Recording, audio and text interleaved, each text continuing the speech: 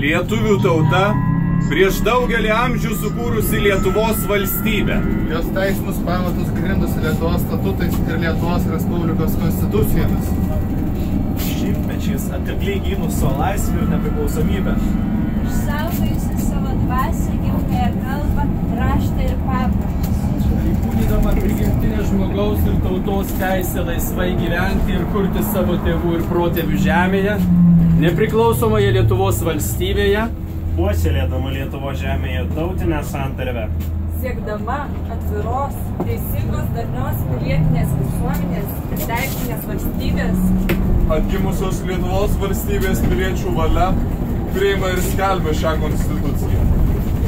Vilniaus universiteto teisininkų korporacijos vardu, mielieji piliečiai, sveikiname Jūs Konstitucijos dienos progą ir kviečiam šiandien 1:30 Vinco Kudirkos aikštę paminėti šią šventę. Galėsite nemokamai gauti konstitucijų ir kavos. Kviečiame.